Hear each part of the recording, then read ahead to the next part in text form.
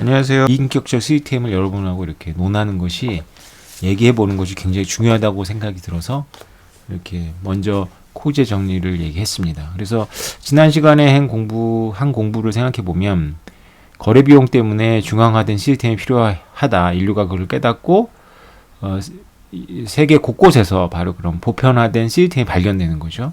전혀 여기 문화적 교류가 없는 것 같은 다양한 문명권에서 인간들이 비슷한 문명을 만들어내는데 가장 이제 그 비슷한 문명들 중에 하나의 요소가 중앙화된 시스템을 만들어내는 거죠. 그래서 그 중앙화된 시스템이 굉장히 그 강성적일 수도 있고 상당히 소프트웨어에서 연성적일 수도 있지만 중앙화된 시스템이라는 것 자체는 이제 비슷한 거죠. 그래서 중앙화된 시스템이 필요한 이유는 거래 비용 때문에 중앙화된 시스템이 그걸 중지하지 않으면 합리적인 이익이 되는 그런 합의가 이루어지지 않고 거래가 이루어지지 않아서 파레토 최적하고 멀어지는 거죠.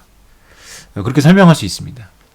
그러면 이제 어떤 중앙화된 시스템이 좋은 중앙화된 시스템이냐 이런 고민을 했을 거예요. 이 인류가 인류의 역사가 오래되고 그 다음에 다양한 문명권에서 실험이 됐지만 이것에 대해서 체계적인 이제 흐름을 보이고 있는 것이 이제 서구 문명이죠. 지중해 문명권이라고 하는 데서 이런 모습을 보이는 거죠. 그래서 거기를 이제 중심적인 테마로 고민을 하지만 거기서만 이런 모습을 나타냈던 것도 아니고 거기서만 이런 고민을 했던 것도 아닙니다. 비슷한 고민들이 여러 그 문명권에서는 전혀 상관관계가 없는 그런 시대에 일어나죠. 인간의 지성이 되게 보편성을 갖고 있다는 어떤 증거이기도 하죠. 네, 그래서 중앙화된 시스템이 어떤 중앙화된 시스템이 그나마 좋냐? 요새 이제 오징어 게임이 전 세계적으로 인기가 있는데 이제 그거에 대한 이제 비평들도 있는 것 같아요. 그냥 단지 오락이 아니라 이제 그것이 인기가 있는 이유가 사회의 모습을 투영했기 때문이다. 오늘날의 모습을 그 경쟁적인 모습을 투영했다. 이런 해석들이 이제 주를 이루잖아요. 근데 그거는 저는 맞는 면도 있고 상당히 제 아이들이 만약에 그걸 그렇게 해석한다면 저는 좀 걱정이 좀 될 것 같아요. 그거는 자칫 잘못하다가는 드라마 하나를 가지고 그렇게 생각하느냐라고 얘기할 수 있지만 그런 비평들이 나오니까 예측한 대로 그런 비평들이 나오니까 그건 좀 아니다. 우리 자녀들이 나는 그런 생각을 갖고 살지 않았으면 좋겠다 생각이 드는 거죠. 그럼 세상이 더 지옥이다 이렇게 얘기를 하는데 물론 이제 어떤 사람들에게는 극에서 그 감독이 의도한 그 절박한 분들한테는 바깥이 훨씬 더 불공정하고 어떤 그런 기회도 자신들한테 주어지지 않고 그다음에 또 지금도 본인들의 실수나 이런 것들도 이제 겹쳐서 벼랑으로 몰렸기 때문에 그래도 여기는 희망이 있고 여기서는 이제 기계적인 공평성이라도 지킬 수 있으니까 여기가 더 나은 것처럼 이렇게 그 어떤 세계관을 그 감독이 그게 감독의 세계관인지 모르겠는데 이렇게 투영을 하잖아요. 그런데 우리 자녀들이 그런 그런 세계관을 가지고 세상을 사는 것이 여러분 좋으세요? 저는 아니라고 생각이 들어요. 그렇다고 해서 우리가 모여라 꿈동산처럼 세상이 좋은 곳이고 세상이 아름답고 행복한 곳이고 이렇게 얘기한다면 그건 너무 나이브한 거죠. 세상은 참 요지경이고 어렵죠. 그럼에도 불구하고 이 인간들은 고민을 해온 거죠. 그래서 어떻게 하면 좀 덜 지옥으로 만들 수 있을까? 천국으로 만들 수 있을까? 이렇게 생각하는 건 좀 너무 나이브하지만 어떤 지옥이 그래도 그나마 덜 견딜만한가? 이런 생각을 할 수 있죠. 우리가 여러분들도 군대 생활 해보시면 아시겠지만 군대라는 곳이 여러분들이 지금 있는 이 사회보다 훨씬 더 힘들죠. 군대에 이렇게 가면 내 마음대로 되는 것이 하나도 없고 정해진 밥을 먹어야 되고 정해진 시간에 일어나야 되고 정해진 시간에 자야 되고 그죠? 모든 것을 다 같이 하기도 하고 그리고 여러 가지 불편하잖아요. 그죠? 그래서 군대 생활이 힘들지만 다 똑같이 힘들진 않아요. 그래서 저도 군대 생활을 쉽지 않게 했는데 제가 나중에 말년에 저는 장교였는데 말년에 이렇게 군대에서 보내주는 이렇게 그 견학을 갔는데 거기서 이제 다른 부대에서 이렇게 온 저와 같이 이렇게 중위로 제대하는 분들 중에 이렇게 뽑힌 분들이 같이 이제 며칠 동안 이제 여행을 다녔어요. 안보 여행인데 강화도도 가고 휴전선도 가고 이런 여행을 가는데 거기서 다른 동기들이 지난 3년 동안 했던 이야기를 들으면서 아 내가 했던 거는 별로 그렇게 어렵지 않았구나라는 생각도 제가 했어요. 그 참 더 저보다 훨씬 더 그 객관적인 조건 자체가 훨씬 더 어려운 분들도 있었어요. 그래서 다 나도 힘들지만 뭐 더 힘든 사람도 있는 거죠. 그 뭐 말이 좀 이상하게 헛나갔지만 뭐 군대 생활에서 가장 힘든 거는 뭐 그 환경적인 것들도 되게 힘들 수 있어요. 예를 들어서 뭐 우리 공군 같은 경우는 굉장히 그 사이트라 그래가지고 이 민간인 하나도 없는데 군인들만 생활하고 이러는데 그리고 뭐 아침에 일어나고 저녁에 자고 이러는 것이 아니라 막 그 3일을 이렇게 한 단위로 해가지고 돌아가고 올라이트하고 그리고 다시 그 시작되고 뭐 이렇게 하는 생활들을 하는 분들은 어렵죠. 그 생활 자체가. 근데 그런 군대에 계신 분들은 또 의외로 이렇게 끈끈하게 자기네들끼리 챙겨주고 이렇게 또 전우회가 있어요. 뭐 군대에서는 전우회라고 하니까 동료회가 있는데 저는 그런 데는 아니었지만 굉장히 그 사람들이 팍팍하고 굉장히 그 힘들고 그다음에 상관도 되게 그 좀 정신적으로 조금 좀 불안한 분 뭐 이런 분들을 모셨단 말이에요. 저는 그러면서 굉장히 그 힘들었는데 종류가 다르죠. 근데 어쨌건 그 환경적으로 힘든 것보다 오히려 그 이상한 상관을 만난다거나 뭐 이러면 굉장히 군대 생활 힘듭니다. 아마 남성들은 다 동의를 할 텐데요. 그래서 우리가 힘들다라는 말로 담기에는 이 세상이 너무 다양하다는 거죠. 그래서 우리 인류가 인류의 이 부족한 지혜와 지성으로 계속 뭔가 이렇게 탐구를 했을 거 아니에요. 그러면서 이렇게 어떻게 하면 좀 더 나은 세상을 만들까. 그렇다고 완전해지진 않죠. 뭐 쉬워지지도 않고 경쟁은 늘 있는 거고 뭐 세상이 그런 거죠. 그러나 우리가 오징어 게임을 재밌게 볼 수 있는 건 우리가 현실의 오징어 게임과는 좀 거리가 있기 때문이지 진짜 오징어 게임 같은 현실에 있는 분들은 오징어 게임이 재밌지 않을걸요.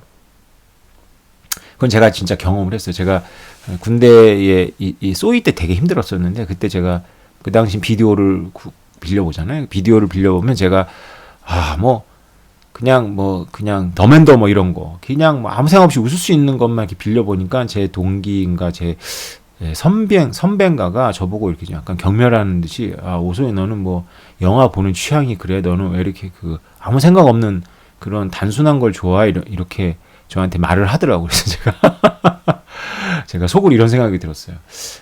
그래 너는 좋은 부서에서 갑질할 수 있는 부서에서 별로 스트레스 받지 않고 이렇게 좋은 상관 만나가지고 하지만 나는 매일 하루가 전쟁 같은데 내가 영화 보면서까지 난 생각하고 싶지 않아 이런 생각이 들더라고요. 제가 그냥 그렇게 대답은 안 했고 그냥 웃고 말았는데 진짜 여러분들의 삶이 진짜 오징어 게임에 나오시는 분들처럼 막 그 달고나 하나를 뽑기 위해서 진짜 그 땀을 흘려야 되는 그런 상황이라면 그 영화가 재밌겠어요? 여러분들이 그 영화를 이렇게 소파에 누워서 그 추석 때 뭐 송편 먹으면서 보면서 막 공감하고 있던 건 여러분들이 그래도 그분들보다는 그 영화에서 이렇게 만든 분보다는 지금 나은 상황에 있다는 거고 낫다라는 건 선택권이 있다는 거거든요. 선택권이 있는 거죠. 그래서 묘하게도 여러분들이 세상을 어떤 관점으로 보느냐에 따라서 나중에 우리가 인식론 하면서 이제 세계관 얘기를 할 텐데 어떻게 보느냐에 따라서 진짜 바뀌어요. 진짜 바뀌거든요. 근데 이거는 좀 이렇게 영감님 같은 말이 돼버려서 좀 그렇지만 그래서 인문학이 되게 중요한 거예요. 인문학이 이렇게 세상을 보는 시각이거든요. 그래서 세상을 보는 시각이기 때문에 오징어 게임은 오징어 게임으로서 즐기고 그 재밌는 요소들이 많고 이게 굉장히 그 어두운 소재를 가지고 굉장히 그 웃긴 요소들이 많잖아요. 그리고 감동도 있고 그렇게 보면 되는데 뭐 그걸 너무 과하게 해석해가지고 세상이 온갖 철학을 다 들이대고 그러면 안 돼요. 이 인문사회학이라는 게 그렇게 또 만만하지가 않습니다. 여러분들 체계적으로 공부하셔야 되고 어쨌건 우리가 지금 공부하려고 하는 비인격적 시스템도 좀 더 나은 지옥을 만들려고 처절하게 고민했던 그런 우리 선배들의 고민이 있는 겁니다. 소크라테스가 제자들하고 한 대화를 이제 플라톤이 기록을 하잖아요. 대화인가 편인데 거기에 보면 이제 기게스의 반지라는 게 나옵니다. 기게스의 반지가 뭐냐면 그 당시 아마 그런 전설이 있었나 봐요. 그 하나 에피소드인데 기게스라는 목동이 여러분 우주인이 있잖아요. 우주선이 있잖아요. 그죠? 그 얼마 전에 미국에서 이제 인정했잖아요. 그죠? 미확인 비행 물체가 미 해군에도 파일럿이 있잖아. 미 해군의 파일럿들이 찍은 영상인데 와 이렇게 도저히 인간이 만든 그런 거라고 볼 수 없는 이렇게 비행을 하는 것들이 있잖아요. 그죠? 하여튼 있습니다. 저는 음모론을 굉장히 경계하는 그런 사람이지만 뭐 인정해야 되겠죠. 뭐 미확인 비행물체라는 게 있는 거예요. 지구 가운데서 올라왔든지 달의 뒷면에서 왔는지 아니면 저 멀리 안드로메다에서 왔는지는 잘 모르겠으나 하여튼 있습니다. 예. 그때도 그렇게 있었던 거죠. 그래서 번개가 빵 치면서 미확인 비행물체가 추락을 해버린 거예요. 그래서 미확인 비행물체가 추락을 하니까 목동이 가서 봤더니 그 우주인은 죽어 있고 그 우주인의 손가락에 반지가 하나 껴 있는 거예요. 그래서 이 목동이 그 반지를 빼서 자기 손가락에 꼈더니 자기가 자기는 못 느꼈어요. 나중에 사람들이 있는 데서 꼈더니 투명 인간이 되는 거예요. 자기가. 그래서 이 기게스의 목동이 왕궁에 찾아가서 그 왕비를 겁탈하고 그래서 겁탈당한 왕비를 협박해서 한통속이 돼서 이제 왕을 살해하는 그런 이야기입니다. 이 이야기를 이제 소크라테스가 제자들한테 하고 나서 이제 물어봐죠. 그러니까 소크라테스 문답법을 좋아하시는 분이 그래서 너희들 같으면 이 반지를 어디에 쓰겠냐 뭐 이렇게 물어봤던 것 같아요. 제가 기억하기로는. 그래서 제자들이 뭐 이런저런 얘기를 하는 겁니다. 그래서 그 영화 그 기게스의 반지를 모티브로 한 영화가 이제 공전에 이 지금 오징어 게임 같은 수준의 만큼의 공전의 히트를 치죠. 그게 바로 반지의 제왕입니다.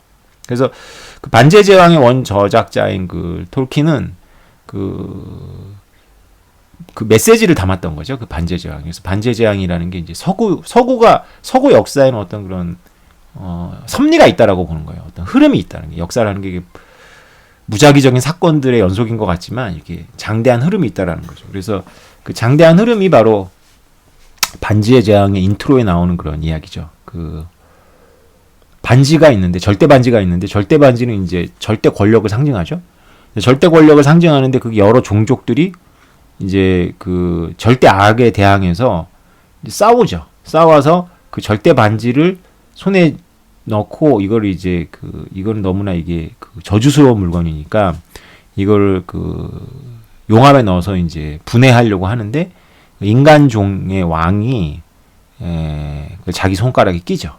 자기 손가락에 끼면서 이 사람 자체가 타락을 하게 되는 거죠. 근데 영화에는 이게 자세히 안 나오는데 그 영화의 이제 원작 소설에 보면 이제 이게 자세히 설명이 되어 있는데 그 손에 꼈을 때는 이 인간종의 그 왕이 자기가 이걸 선용할 거라고 생각한 거야. 난 이거를 선용할 수 있다. 이 권력을 나는 좋게 사용할 수 있다라고 생각을 한 거예요. 그런데 타락하게 되죠. 절대 권력은 타락해버린 거죠. 그래서 그 영화에서 이제 프로도 이렇게 여러 스토리가 있는데 프로도의 삼촌한테 갔다가 이제 프로도한테 가죠. 그래서 프로도의 삼촌한테 갔던 내용을 반지의 제왕 말고 다른 편에서 다른 책이 있어요. 그 영화로 또 만들어준 것 같아요. 그죠? 난쟁이 나오는 거, 난쟁이 종하고 같이 이렇게 나오는 그 반지의 제왕보다 앞선 세대의 이야기죠. 그 책이 따로 있죠. 그래서 이렇게 쭉 굉장히 연대기적인 이야기잖아요. 그게 장대한 스토리인데 그래서 이렇게 프로도한테까지 왔는데 프로도는 아무것도 가진 게 없는 거죠. 능력이 없고 굉장히 겸손한 종족이죠. 겸손할 수밖에 없는 종족이죠. 근데 그래서 이제 반지 원정대가 이제 그 반지를 그 용암에 넣어서 분해하려고 떠나면서 이제 겪는 이야기인데 결국 프로도도 마지막에 용암에서 녹일 때는 그 유혹, 그 반지가 주는 그 절대적인 유혹에 이렇게 흔들리는 거죠. 그러다가 이제 그 반지에 미친 애 있잖아요. 반지를 가져가지고 나중에 미친 그 골룸인가? 그 골룸이 이렇게 확 와가지고 이제 결국은 떨어져서 골룸하고 같이 그 반지가 분해되었다 이런 이야기죠. 이 반지의 제왕의 저자인 이 톨킨은 원래 전공이 그리스 힐합 철학이었어요. 그래서 그 기게스의 반지 이야기를 당연히 알고 있었고요. 소크라테스가 했던 대화를 당연히 알고 있죠. 저보다 훨씬 더 잘 알고 있죠. 그래서 기게스의 반지에서 소크라테스의 제자들이 내리는 결론이 뭐냐면 여러분들은 투명인간이 되는 망토가 있으면 특히 남자분들 투명인간이 되는 망토가 있으면 여러분들 그거 좋은 일에 쓰실 거예요. 제가 어떤 일에 어떤 상상이 돼서 그걸 딱 가지면 여러분들이 무슨 일을 하게 될 것 같아요. 그래서 소크라테스한테 이 얘기를 들은 제자들도 아무 생각해도 이게 좋은 일에 쓰게 되지 않을 것 같다. 결국은 남용하게 될 것 같다라는 이야기를 하는 거거든요.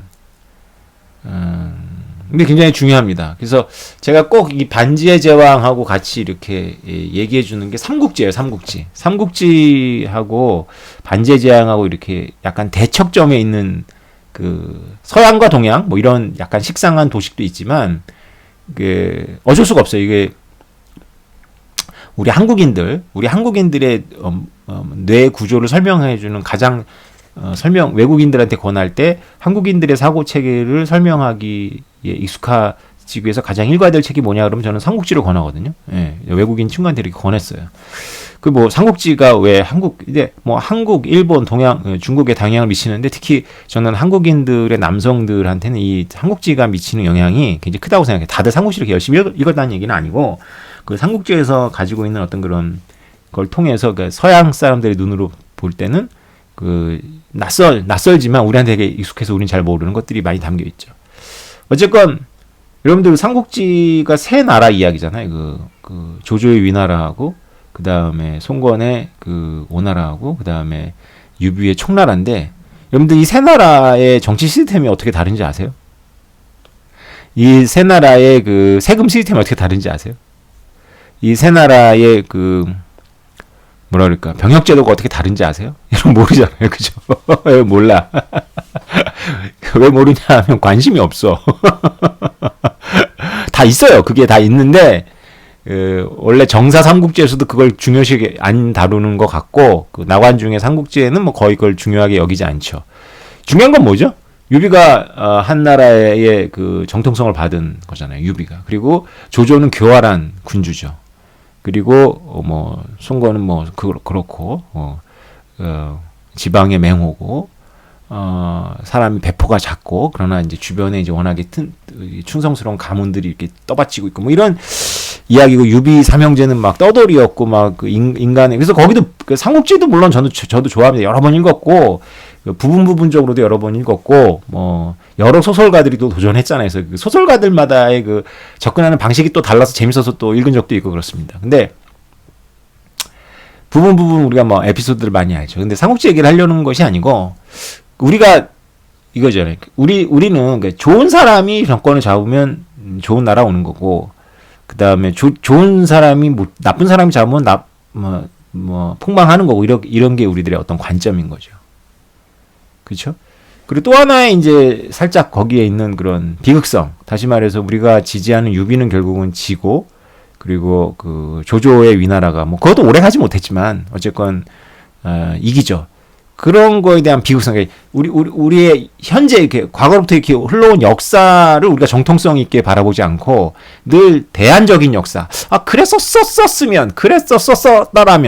그랬었더라면이라는 그거에 오히려 우리가 정통성을 두는 어떤 우리들의 이런 역사관도 거기에 살짝 있죠. 예. 약간 실패한 역사죠. 어떤 삼국지를 통해서도 그런 게 있다. 아무튼 그 반지의 제왕에서는 누가 그 반지를 갖느냐가 중요한 게 아니잖아요. 그 반지를 없애는 거잖아요. 그죠? 이거 절대 권력을 봉인하는 거거든요. 그러니까 소크라테스로부터 이제 돌킨까지 내려오는 그 이야기는 뭐냐면 딱 쉽게 말해서 권력 자체가 악하지 그걸 운영하는 사람의 문제가 아니다라는 거고요. 이 삼국지에서는 권력은 선하지도 악하지도 않거나 선할 수도 있고 악할 수도 있는데 사람이 문제라는 거죠. 이 생각이 이렇게 많이 다릅니다. 우리가 만약에 제도나 시스템이 문제라면 만약에 총나라, 위나라, 오나라가 어떻게 달랐고 백성들한테 총나라의 제갈공명이 그렇게 그 북보를 하기 위해서 그들은 이제 그 사천지방이라는 게 지금도 되게 풍요로운 곳이에요. 거가 이렇게 우리나라 훨씬 크잖아요, 그죠? 평지고 사방이 이렇게 막혀 있고 그래서 또 양자강에 이게 상류이고 뭐 하여튼 자원이 되게 풍부하고 실제로 모태똥이 맨 마지막으로 끝까지 이렇게 그 정복하지 못했던 것도 사천 지역이고 지금도 독립적인 사고가 굉장히 강해서 그 중원에서 온 세력이잖아요. 그 유비 일파가 그래서 이들이 이제 지배층을 하면서 이 사천에서 원래부터 있었던 사람들은 북벌에 관심이 없어. 뭐 이게 뭐 한 나라의 정통성을 이거 별로 중요하지 않거든. 근데 뭐 고열을 짜가지고 계속 북벌을 한 번 할 때마다 그 오지를 넘을 때마다 그거 그냥 행군하는 게 아니라 다 그 벽에다가 이렇게 다리 만들면서 가는 거거든요. 그런 걸 2번인가 3번 했잖아요. 얼마나 고열을 짰겠어요. 그러니까 우리는 그 시대를 살지 않았으니까 역사를 봤을 때는 제갈공명이 선한 군주인 것 같은데, 그 당시 여러분들 그 총나라가 그렇게 빨리 망한 거는 그 내부에서 그렇게 그 호응을 해줬기 때문이거든요. 단지 이렇게 그냥 삼국지에서처럼 그 유비의 아들이 멍청해서 그렇게 한 건 아니고, 총나라 백성들이 굉장히 이렇게 그 지긋지긋했던 거죠. 이 유입된 이 엘리트들이. 뭐 그렇게 설명을 하더라고요. 그런 것처럼 그렇게 보면 우리의 선악관념이 좀 잘못된 거죠. 그러나 정말 저는 삼국지도 소설인데 뭐 그냥 소설로 즐기면 되고, 우리가 뭐 그렇다고 해서 여러분들 유비를 좋아한다거나 제갈공명을 좋아한다거나 뭐 조자룡을 좋아하는 걸 제가 바꾸라고 하는 건 아니고, 조조가 진짜 위대하다거나 이런 얘기를 하려는 것도 아닙니다. 네, 중요한 건 차이를 우리가 이제 느끼자는 거죠. 그래서 사실은 비트코인 하는데 이게 왜 중요하냐고 물어보면 제가 할 말이 있어요. 이거 진짜 중요합니다. 오늘도 제가 뭐 유튜브 방송하고 같이 이렇게 하고 대담을 하고 왔는데, 이제 나중에 영상 올라올 겁니다. 오늘 아닐 거고 이번 주나 뭐 다음 주 초에 올라올 것 같은데요. 일단 재밌었어요. 근데 오늘도 그 얘기를 했거든요. 그러니까 철학이 너무 이게 무시된다. 그냥 기술로만 쭉 가서 자꾸 신기술로 가는 경향이 이렇게 있고, 그런데 아니다. 이게 탈중앙화라는 이런 철학을 딱 빼버리면 사실은 중앙화된 시스템에서 다 할 수 있는 거다. 블록체인이라는 게. 탈중앙화라는 걸 무시하면 이게 말이 성립이 안 되는 거다, 이거. 이런 얘기를 좀 하고 왔는데, 철학이 되게 중요합니다. 그래서 이런 것들이 우리께 오히려 아니니까 우리는 이게 이해하기 쉽거든요. 오히려 낯선 게 보면 이게 스며들어 있으면 이렇게 저력으로 되올 수도 있지만, 우리처럼 이렇게 익숙하지 않으니까 머리로 이해하는 거 훨씬 더 잘할 수 있어요. 낯설으니까. 그래서 이해하기 쉽다. 그래서 이런 반제제왕을 보면 그 삼국지하고 이제 뭐가 다른지 아시겠죠. 그러니까 사람이 중요한 게 아니다. 이게 그 서구 역사에서 이렇게 기억하는 사건이 일어나죠. 반제제왕하고 되게 유사한 사건이, 그게 이제 마그나 카르타예요. 대원장. 1215년에 영국 존왕의 그 학정 때문에 귀족들이 들고 일어나죠. 그래서 존왕을 이제 내전을 통해 가지고 이기고 존왕을 죽이질 않아요. 존왕한테 죽이지 않고 이제 사인하라고 하죠. 사인하라고 하면서 이제 귀족들 사이에서 합의했던 쭉 이렇게 그 조항에다가 합의하라고 하는데, 원래부터 있었던 관습적인 거라든가 뭐 이런 것들을 포함해서 하여튼 뭐 쉽게 말하면 왕이 마음대로 할 수 없다라는 걸 이렇게 사인을 받아내죠. 이게 굉장히 특이한 사건 아니에요? 우리가 목숨을 걸고 내전을 했을 거 아니에요. 반역자로 지면 뭐 귀족의 지위뿐만 아니라 목숨까지도 다 가족들을 포함해서 다 잃어버릴 수 있는 그런 일을 했는데, 이들이 원래 그냥 그런 선진적인 사고를 하는 그런 사람들이 아니었다면 자기네들 중에 누가 하나 왕이 되는 거죠. 이 왕을 없애고, 그죠? 뭐 사인을 받기는. 근데 이들은 깨달았다는 거야. 이게 이 존왕이 문제가 아니라 이 존왕이 마음대로 할 수 있는 이 시스템 문제라는 거지. 그래서 이 시스템을 고치지 않으면 누구를 저 자리에 갖다 앉혀도 비슷해질 거다라고 생각한 거죠. 그래서 반지의 제왕의 그 반지 원정대 같은 생각을 한 거죠.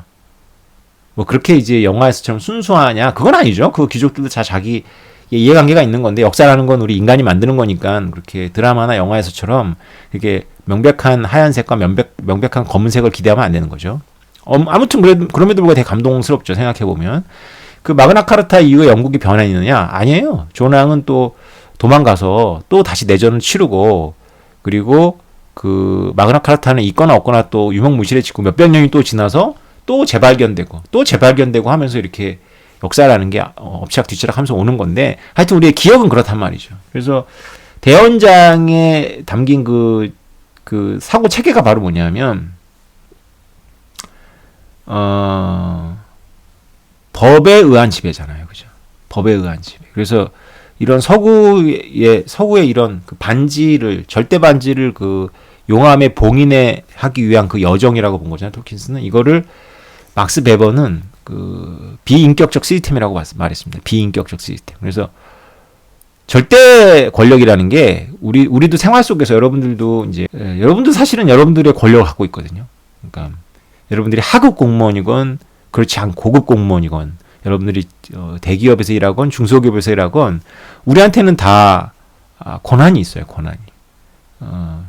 나는 권한이 하나도 없어. 뭐 이렇게 말하실 분도 있을 거고 실제로 그런 분들도 계시겠지만 평균적으로는 우리는 다 권한이 있습니다. 우리가 뭐 물건을 사러 가서 우리 갑질할 수 있잖아요. 그죠? 그것도 권한이죠, 일종의. 우리가 다 권한이 있는데 이 절대 반지가 의미하는 거는 이게 재량권을 의미하는 거예요. 재량권. 재량권이라는 거는 내가 이럴 수도 있고 저럴 수도 있는 거예요. 그러니까 권력의 본질이 바로 재량권이에요. 이럴 수도 있고 저럴 수도 있는 거. 이럴 수도 있고 저럴 수도 있는데 하는 거. 이것이 이제 권력인 거죠. 예를 들어서 이렇게 생각해 봅시다. 내가 대통령인데 대통령을 출마하면서 내가 공약으로다가 총리부터 장관까지 그 다음에 청와대에 있는 중요한 멤버들 그 다음에 검찰 라인 뭐 다 발표를 미리 해요. 나를 뽑아주면 다 이 사람들을 이 자리에 앉히겠다. 그리고 내 임기 5년 동안 바꾸지 않겠다. 자르지 않겠다. 내 마음대로. 이렇게 만약에 발표를 하고 그리고 실제로 그렇게 당선이 됐고 국민들의 어떤 압력에 의해 가지고 그 말을 지켜야 돼. 그러면 이 대통령한테 권한이 있는 건가요, 없는 건가요? 예. 분명히 그 임명을 해야 되고 그 서명을 해야 되고 사인을 해야 되고 뭐 도장을 찍어야 됩니다. 근데 정해진 대로 한다면 이거는 사실은 요식행위죠. 대통령한테 인사권이 있다는 건 뭐냐면 그 사람을 내가 뽑을 수도 있고 안 뽑을 수 있을 때 권한이 생기는 거잖아요. 그죠?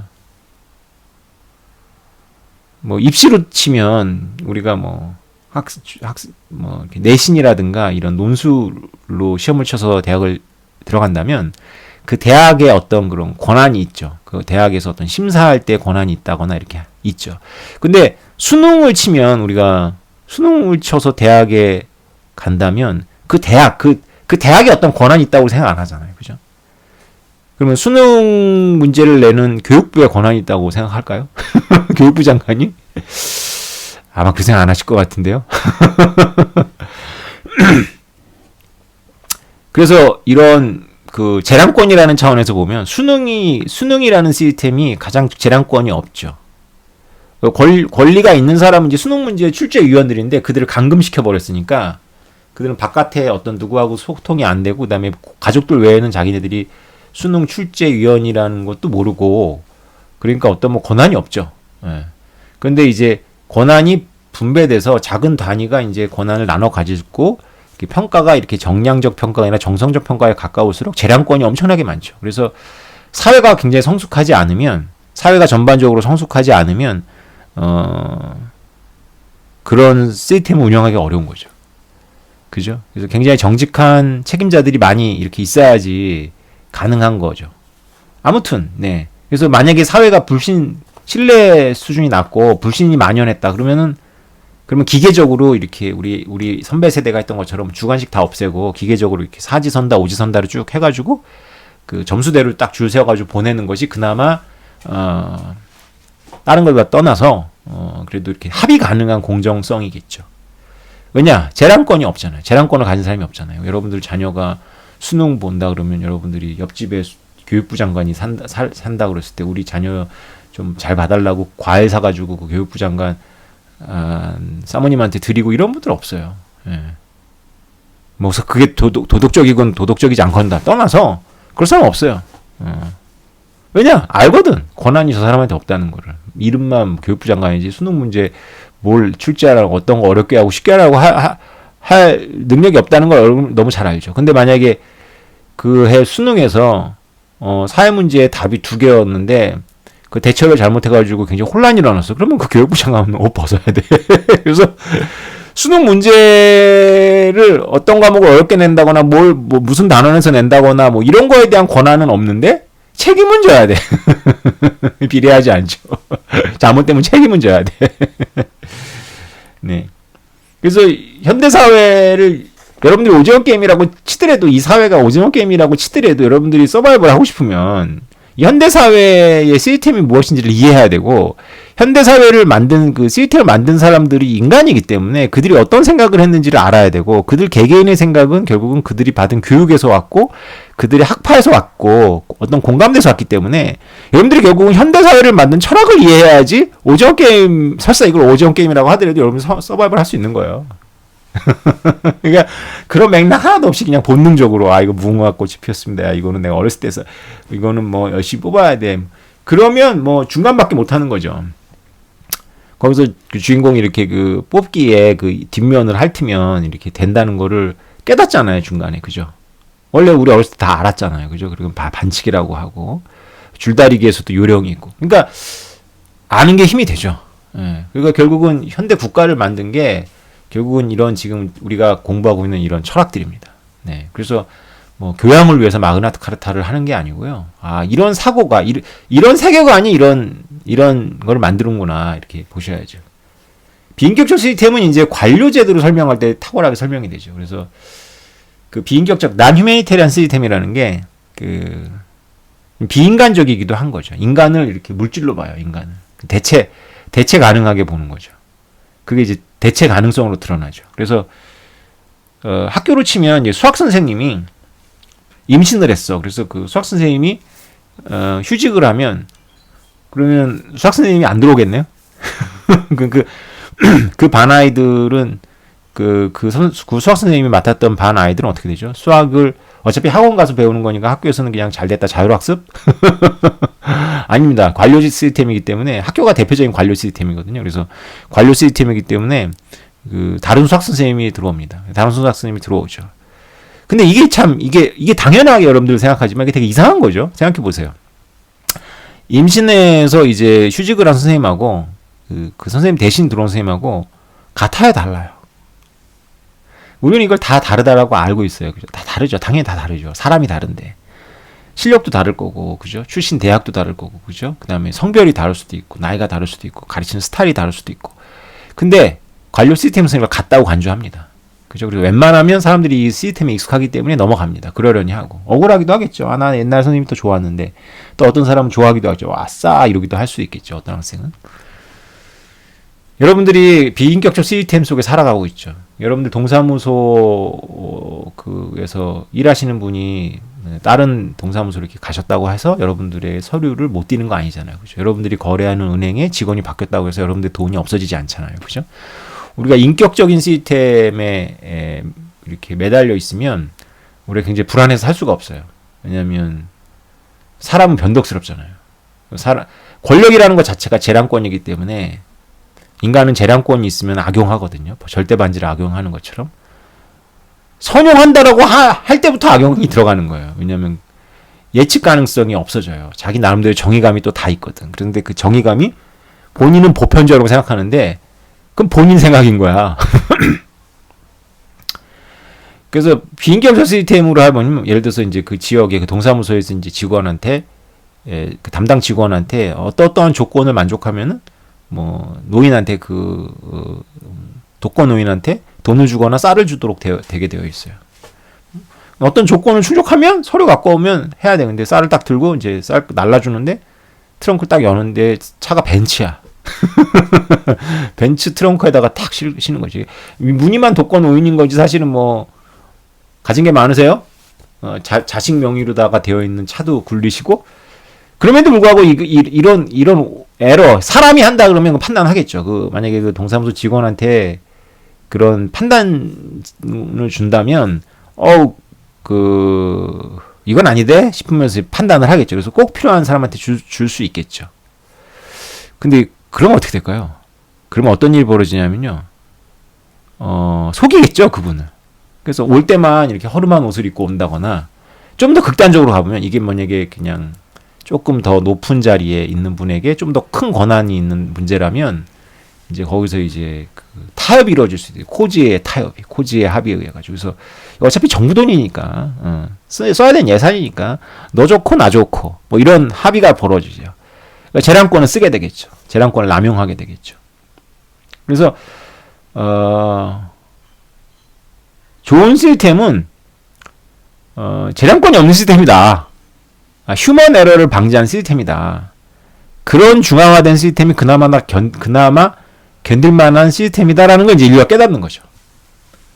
그러니까 중앙화된 시스템은 거래 비용 때문에 피할 수가 없는데 그나마 견딜만한 중앙화된 시스템은 사람에 따라서 변화되지 않는 거. 사람에게 재량권이 없는 거. 절대 반지가 봉인되어 있는 거. 그래서 촘촘하고 막 서로 견제하고 이렇게 해야 되는 그런 관료 시스템을 만드는 거예요. 제가 이제 군대 얘기를 자꾸 하게 되는데 제가 제 업무에서는 실무자였단 말이죠. 근데 제 업무가 나중에 이제 또 깊이 들어가면 할 수 있지만 이게 공군의 명예도 있는 문제이기 때문에 제가 참 다양한 경험을 했네요. 대한민국 공군의 명예도 있는 거기 때문에 제가 유튜버 그래서 대한민국 공군 나한테 잘 보여야 돼. 내가 안 그러면 내가 실토한다 이씨. 난 민간이니까 헌병대가 오진 않겠지. 어쨌건 네, 그러니까 명예가 알기 때문에 말 조심해야 되지만, 그러니까 제가 어떤 업무를 했는데 사실 이제 중2 때 제가 이제 굉장히 큰 권한을 가졌어요. 근데 큰 권한을 가졌는데 제가 그 당시에 이런 서양 철학이나 이런 거에 대해서 관심이 없어서 잘 몰랐는데 본능적으로 이제 제가 하는 업무를 제가 투명하게 처리를 했어요. 그래서 이게 전부 컴퓨터로 처리를 했거든요. 그래서 컴퓨터로 처리를 하니까는 저한테서 권한이 없어졌어요. 제일 아쉬운 사람이 나야. 나한테 권한이 없어졌어. 근데 나한테 권한이 없어졌는데 뭐가 좋냐면 내 위의 상관을 통해 가지고 내려오는 그런 압력도 없어지는 거예요. 왜냐하면 나한테 권한이 없다는 걸 아니까 쟤를 조인트 까봐야 나올 게 없다는 걸 아니까 이제 나한테 이렇게 전화 받아가지고 나한테 어떻게 처리하라라고 하는 그런 거 없어졌어요. 예. 이제 투명하게 해버리니까. 그러니까 재량권 없애버린 거죠. 그래서 제 재량권만 없앤 것이 아니라 제 위에서 저한테 압력을 넣을 수 있는 분들의 재량권도 없애버린 거죠. 근데 이 공군 시스템이 이게 미국에서 그대로 갖고 온 거기 때문에 굉장히 그 선진적인 시스템이거든요. 시스템 자체는. 근데 한국인들이 이걸 운영하기 때문에 한국적으로 운영하지만 제가 말단 실무자임에도 불구하고 제 권한이 막강했어요. 그래서 제가 제 업무에 대해서는 제가 시행령 공군에서는 이제 그 매뉴얼북이라고도 하는데 그 매뉴얼북이 이제 그게 위에 올라가서 이제 참모총장님 승인을 받으면 그게 법이 되는 거예요. 그래서 제가 실무자인데 제 업무에 대해서는 법을 만들 수 있는 거예요. 그래서 제가 만든 법이 그냥 법이 되는 거예요. 그걸 운영하면서 이게 합리적이라면. 무슨 얘기냐? 제가 책임을 져야 돼요. 나중에 감사 나와가지고 이제 공군 감사실에서 이제 나와가지고 저를 놓고 이제 3명이 달라붙어가지고 이제 저에게 이제 문제가 되니까 이제 저에게 이제 비리를 캐내려고 했는데 제가 만든 업무 매뉴얼대로 제가 했거든요. 했기 때문에 저를 털어봐야 아무것도 안 나와요. 무슨 얘기냐? 제가 꿈쩍 못하니까, 제가 꿈쩍하지 않으니까, 아무리 저보다 높고, 저에 대해서 인사권을 갖고 있는 분이라 할지라도 자기 뜻대로 안 되는 거지. 너무 화딱지 나는 거지. 화딱지 났을 거예요, 아마. 예, 정말 화딱지가 났을 거예요. 이게 한국 사회에서는 이게 해야 되는데, 제가 직업군인이 아니다 보니까, 이제 제가 눈치를 볼 필요가 없는 거죠. 제가 승진 안 할 거거든요. 난 승진하기 싫어. 나는 제대할 건데. 말 안 들어버리는 거죠. 말 안 들으면 내 업무를 뺏어가지고 자기가 해버리는데, 그것까지는 또 안 되는 거야. 뭐, 할 수 있겠죠. 그러니까 쉽게 말하면 탄핵이라는 형태가 있으니까, 인사권을 발휘해가지고 했는데, 그거 복잡하잖아. 그거는 또 올라가서 막 특별한 사유가 있어야 되고, 저한테서 하자가 있어야 되는데, 내가 특별한 하자가 없어. 특별한 하자가 없는데, 나한테 있는 권한에서 내가 나는 원칙대로 한 건데, 윗분이 보기에는 이제, 내 맘대로 한 걸로 보이는 거죠. 어쨌건 이제 의견 차이가 있는데 어쨌건 내가 버티니까 꼼짝을 못 하는 거죠. 감사실에서 나와가지고 이제 저를 괴롭힐 수는 있었는데 그래도 뭐 내가 이거 배째라고 하잖아요. 배째니까 안 되는 거예요. 이게 관료 시스템입니다. 그래서 엄청난 권한들이 있어요, 사실은. 우리가 그걸 이제 인간관계 아니라 내가 이제 승진에 욕심이 있으면 이제 해야 되는 거죠. 여러분들 군대만 그렇습니다. 기업 안에서도 뭐 그렇게 하잖아요. 그죠? 여러 가지 이제 여러분들이 갈등 국면이 다 쓸 텐데, 어쨌건, 곳곳에 있는 재량권을 없애는 것이, 그나마 견딜만한 중앙화된 시스템이다. 관료제도다. 그래서, 난휴메니테리안 시스템이라는 건 관료제도의 비인간성을 비판하기 위해서 만든 말이 아니라, 관료제도에 대한 극찬입니다, 사실은. 예. 그래서, 왕이 바뀌어도 그 나라가 만든 법이나 이런 거에 의해서 그 나라의 그 일체성이 쭉 유지되는 거, 이런 것들이 이상인 거죠. 그러나 여기까지 얘기하고요. 그러나 이건 이상이죠. 사람이 어떻게 이렇게 하겠어요, 그죠? 이건 이상입니다. 이대로 안 된다는 거죠. 그래서 곳곳에 재량권이 있고, 그래서 곳곳에 사고가 나는 거죠. 그래서 휴먼 에러가 계속 생기는 거죠. 중앙화된 시스템에서는. 뭐 아무리 규정을 촘촘하게 만들어도 안 되는 거죠. 사람이 엄청 영리하기 때문에 피해갈 수도 있고, 또 사람이 저처럼 이렇게 곧 제대를 앞두고나 이렇게 배짱을 부리는 거지, 승진을 할 생각을 한다면 못 하는 거죠. 그러면서 이제 같이 이렇게 좋은 게 좋은 거다 식으로 하면서 이렇게 제도를 남용하거나 제도에 구멍을 만들기 시작하는 거죠, 인간들이. 어쨌건 그래서 반지는 계속 있습니다. 반지는 반지는 세상에 곳곳에 있었고, 근데 그 반지들이 그 불쌍한 사람들한테 유연하게 도와주고 이렇게 선용해서 쓰이는 것보다는 그 반지들이 세상을 지옥으로 만들죠. 그 반지들이 막 아우성되는 그 반지들이 세상을 진짜로 지옥으로 만듭니다. 그래서 제가 오징어 게임 오늘 얘기도 하고 그랬던 건 뭐냐면, 우리가 이렇게 이 드라마로 해야지 우리의 세계관을 좀 정교해야 된다. 그래서 지옥이라고 부르면 오케이, 지옥, 뭐 세상 지옥이야. 2편인가가 지옥인데 그게 세상이더라고. 그거 아니고. 깜짝 놀랐어요, 저는. 근데 이 세상의 약자들을 옹호하는 그런 문화 상품을 만든 사람들이 굉장히 하이 클래스의 삶을 지향하면서 살아간다는 걸 여러분이 잊으면 안 돼요. 그들이 여러분은 아니란 말이야. 그죠? 그러니까 그것마저도 우리가 그 오징어 게임의 설계자들을 보는 관점에서 이 문화, 세상의 약자들의 편에 쓴 이 문화마저도 설계라고 이해를 해야지, 디자인이라고 이해를 해야지, 그죠? 안 그러면 우리의 세계관이 너무 이렇게 단순 유치해지는 거잖아요, 그죠? 그러니까 견딜만한 지옥이 되려면 반지들이 많이 없어져야 되는 거예요.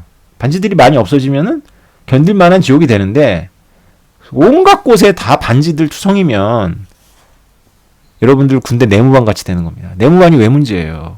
원래 규정대로 하면 군대 생활 이렇게 어렵지 않아요. 그 규정에는 다 잘 되어 있어요. 그 1병, 2병이 살도록 되어 있는데, 내무반이라는 공간 안에 들어가면은 엄청난 재량권들이 병장한테 막 주어지거든. 그래서 학생들한테 잘못된 교육을 하는 게 옛날이 좋았다. 그럼 부족장이 지배하는 시대가 좋은 것 같아요? 인간적인 따뜻함이 있고? 일단 못 먹고 수명 짧고 병 걸리고 이런 걸 다 떠나서 진짜 그게 좋아? 그 사람한테 밉보이면 완전히 매장되거나 아니면 쫓겨날 수도 있고 죽임을 당할 수도 있는 그런 게 좋아요? 예. 그게 아이들이 그 내무반 견디기가 어려운 이유가, 그게 장교는 일이 힘들고 외근을 하니까 개인 생활은 견딜만 하거든요. 근데 병들은 일은 그렇게 어렵지 않아요. 특별한 케이스를 빼놓고는. 원래 군대라는 시스템이 병들한테는 이렇게 힘들거나 너무 머리 많이 쓰는 걸 안 시키고 단순한 걸 시키고 이런 게 그 밑에 깔려 있기 때문에. 그런데 이제 내무 생활이 너무 힘든 거죠. 밤에 그게 참 힘들죠. 왜 그러겠어요? 그 곳곳에 부족장들이 있는 거거든. 그래서 이게 우리가 침팬지라고 고릴라고 말씀드렸잖아요. 우리가 조금 소규모 만들어 놓으면, 소규모의 뭘 만들어 놓으면 거기에는 제도도 안 통하고 아무것도 안 통하고 거기는 온갖 인격들이 재량권을 갖고 아우성을 치는 거거든요. 그래서 그거보다는 큰 규모의 사회에서 인격을 최대한 억제하는 것이 훨씬 더 숨쉴만한 지옥이다. 이런 말씀 드리고 싶어요. 그런데 제가 이 비트코인 지금 7년 차잖아요. 이거 왜 자꾸 강조하냐고 어떤 분들은 댓글에서 항의를 하는데, 이게 중요해요. 짬밥이라는 게 중요한데, 우리는 이거 처음에 비트코인에 반하고 그랬을 때 이게 너무 공부를 이런 식으로 했거든. 그래서 이게 다 깔려있는 줄 알았는데, 요새 이제 비트코인 가격 올라가지고 이제 알트를 사시고 이런 분들한테는 이게 없는 거야. 가뜩이나 한국 사회는 이 비인격적 시스템에 대한 교육이 제대로 되어 있지 않은데, 이게 없는 거야. 이게 아예 없으니까 뭐 굉장히 마케팅을 잘하는, 그리고 굉장히 그 인격적으로 훌륭한 사람들이 만든 블록체인이 좋은 거라는 식의 아무 저항이 없는 거야. 그러니까 인격적으로 훌륭한 사람이 이 체인을 만들었기 때문에 이거 좋은 거야라는 말을 서슴없이 하더라고. 와, 이건 도대체 뭐지? 제가 생각이 들었어요. 이거 완전히 딴 동네 이야기인데 라는 생각이 들었어요. 그거 왜 줘? 그 코인 왜 좋아요? 그랬더니 그거 만든 사람이 뭐 약자를 사랑하고 뭐라고 얘기 안 했어요, 그죠? 어느 대륙을 사랑하고 그런다는 거예요. 비트코인을 만드니. 그래서 제가 이 비트코인 지혜 족보라고 썼잖아요, 그죠? 이게 뭐냐면 소크라테스의 기계세의 반지, 그 다음에 돌킨의 반지의 제왕에서 쭉 마그나카르타, 돌킨의 반지의 제왕에서 쭉 이어지는 그 사고체계 연장선상에 있다는 걸 제가 지금 설명드리고 있는 거예요. 비인격적 시스템. 사람에게 좌우되지 않는 거. 그죠? 게다가 탈중앙화. 이걸 지향하잖아요. 그죠? 그래서 어떤 사람들은 저는 그 생각에 완전 동의하진 않는데 비트코인이 이렇게까지 된 거는 사토시 나카모토가 사라졌기 때문이다라고 얘기를 하는 게 있어요. 그러니까 창시자 자체가 사라져버리는 이런 그 빅픽처가 있기 때문에 이게 큰 거다라는 게 있는데 뭐 어느 정도는 동의가 어떤 맥락에서 얘기하는지는 이해가 되는데 그렇지 않다고 저는 생각하지만 네 그걸 논쟁할 생각은 없고 하다못해 비트코인은 창시자가 사라질 정도로 비인격적 시스템을 지향하잖아요, 그죠? 이게 이상일지라도 비인격적 시스템을 지향하는데 2위에 하는 것부터 시작해가지고 전부 인격적 시스템을 지향해. 이게 철학 어디 간 거예요? 철학은 엿바꿔 먹어도 돼. 뽑기해버렸어 그냥. 그렇지 않은데 철학이 굉장히 중요하거든요. 네, 여러분 오늘은 제가 중요하다면 중요한 이야기고 또 여러분들 가볍게 이해할 수 있으면 얼마든지 가볍게 이해할 수 있는 건데 지난번에 제 영상을 보고 제 아내가 아웃소싱 하면 되는데 인하우스로 하면 된다는 이야기를 뭐 이렇게 어렵게 해요. 코즈 이렇게 어쩌고저쩌고 얘기해가면서 그렇게 얘기를 우리 아내가 하더라고요. 그래서 그렇지 뭐 그렇게 얘기하면 되게 쉬운데 내가 왜 그렇게 했을까? 코즈가 그만큼 중요하기 때문인데 근데 우리 아내라는 오디언스한테 제가 매번 체크를 받는데 지난번에는 한번 제가 삼각형 내각의 합이 어쩌고저쩌고 했더니 동영상을 보면서 여보 근데 삼각형이 각이 4개야? 그러더라고. 제가 충격받았어요. 우리 삼각형의 내각의 합이 그 각이 4개냐고 저한테 그걸 물어보는 거예요. 네, 여러분도 설마 그렇게 내각이 그 안 내자입니다. 그죠? 4개가 아니고 네. 그렇게 오셨다면 오해 푸십시오. 삼각형은 세각이라는 걸 저는 알고 있었습니다. 우리 아내 같은 분들이 많은지 모르겠어요. 네, 오늘도 말이 길었습니다. 죄송합니다. 다음에 뵙겠습니다.